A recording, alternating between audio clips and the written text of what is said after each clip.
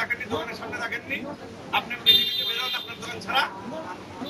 মানুষ হন, আপনি মানুষ হন, ভদ্রতা শেখেন। গাড়ি এখানে পিকনিক খেতে আসেনি যে 2 ঘন্টা দাঁড়িয়ে থাকবে। মেডিসিন নিতে আসি, মেডিসিন না হলে চলে যাবো, গাড়ি এখানেই লাগাবো, এরপরে তুমি সেখানে এখানে লাগাবো। আপনিও রাস্তার উপর বোর্ড লাগিয়েছেন কেন? আপনি সরান, আপনি সরান, এটা আপনি সরান, আপনি সরান। আপনিও ভদ্রতা করবেন, আমি ভদ্রতা করবো, আমি ট্যাক্স দিই, আপনি ট্যাক্স দিচ্ছেন এটা।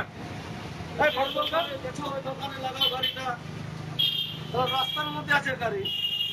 সত্যি ফোন কর, যে দোকানে যাবো দোকানে ওকে তো না কাল লাগা যাবে। এই কথা আমি বলিনি, বলো নাই, এই যে পাশের দোকান বলছি, আমি বলিনি। তুই যেন তো বলা যাবে এখান থেকে সামনে নিয়ে যাও গাড়িটা, সামনে নিয়ে যাও, আমি বলছি, আমি বলিনি। আমার ক্যামেরা করিয়ে তারপর আমি যাবো। আমি গাড়িটা ট্যাক্স দিই বছরে 50,000 করবে, এই রোডের জন্য ট্যাক্সটা দিই। তুমি কয় টাকা দিয়েছো এটা লাগানোর জন্য? আমি ট্যাক্স দিই, কোথায় ট্যাক্স দাও? তোমার দোকানের ভিতরে রাখার জন্য। আর গাড়ি রোডের তোমার কোথায় রাখা আছে? গাড়িটা তোমার দোকানের ভেতর রাখা আছে?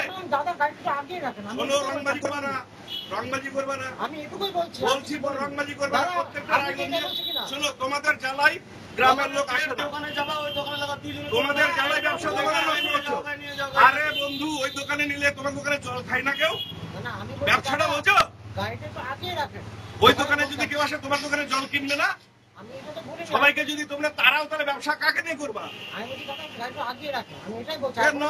প্রায় দিনই কর, ওর ভালো জায়গাতে মনে রাখা আছে, রোডের উপর গাড়ি রাখছি।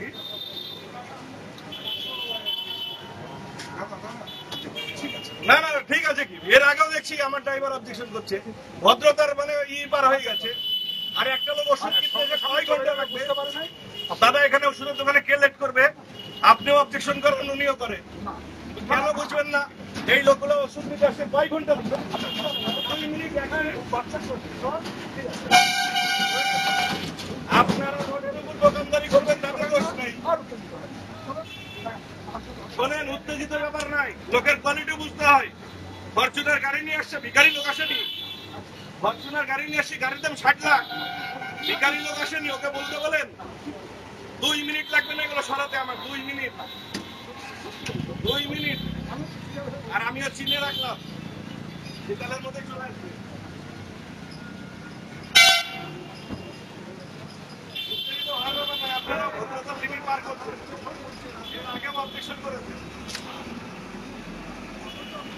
কোথায় রোডে তো আছে গাড়িটা, নাকি আপনার জায়গাতে রাখা আছে?